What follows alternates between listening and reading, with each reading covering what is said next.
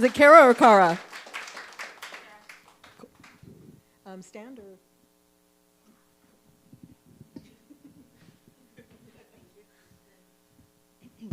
Hello. I'm Cara, mistress of genre and slop. So if you want a serious story, go elsewhere. So, this is from a short story collection that can be found on my hard drive at my house. And if you want to break in, make sure I'm not home, because I'll fight you off. Okay. Please, you have to eat the apple. The doctor is coming, is how the old woman next door introduced herself, as she pushed a soft, wrinkled apple into my open palm and curled my fingers around it forcefully. Quickly, please. She pushed the apple towards my face. Her hands were like leather. They were worn and cracked and soft.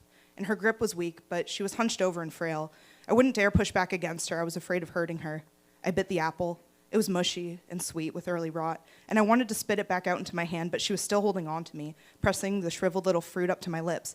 Eat it, that's good, another bite. The frantic look in her eye scared me, convinced me that if I just ate the apple, she would probably leave me alone.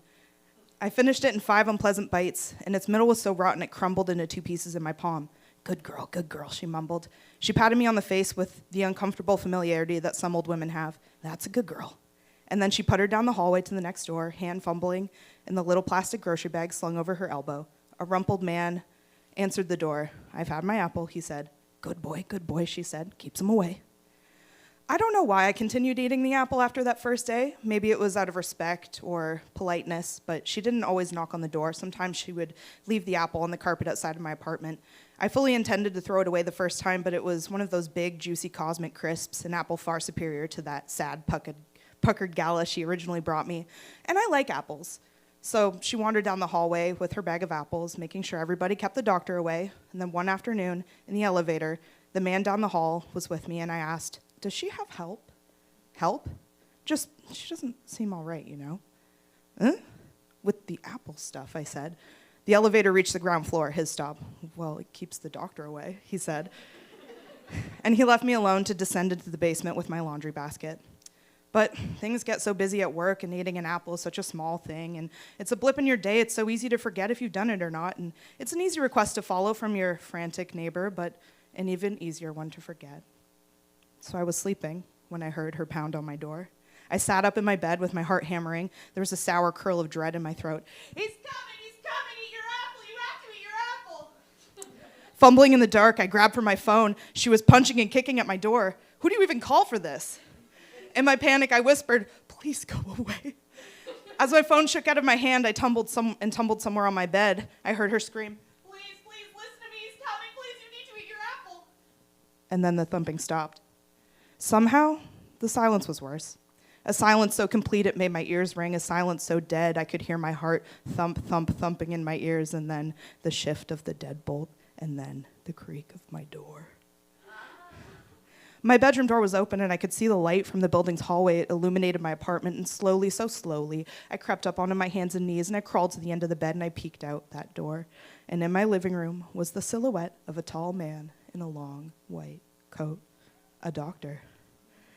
And in his hand, glinting in that light, was a scalpel.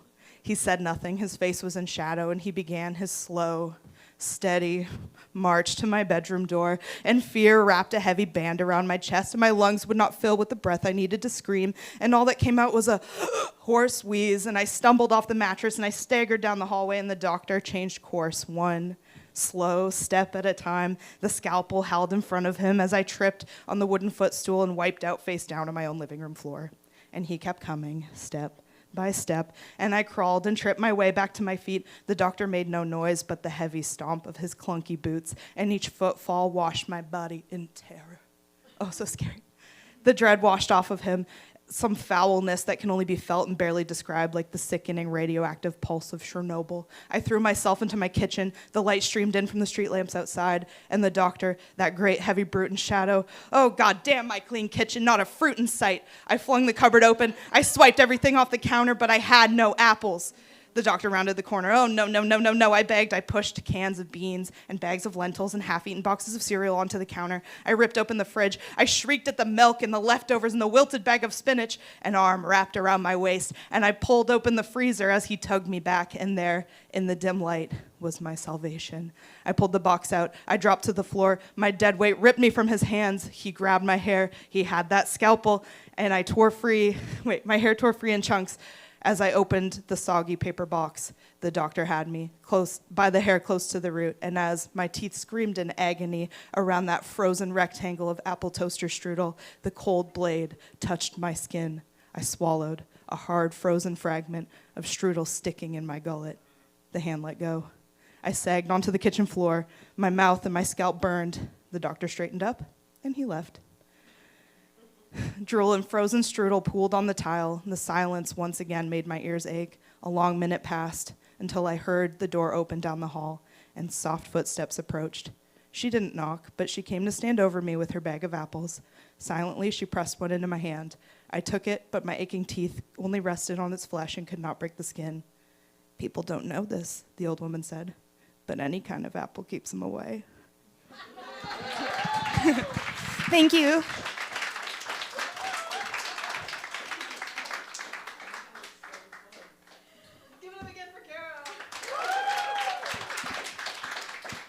I shall never look at apples the same way again. It's not. I like it. We've got a little bit of a toast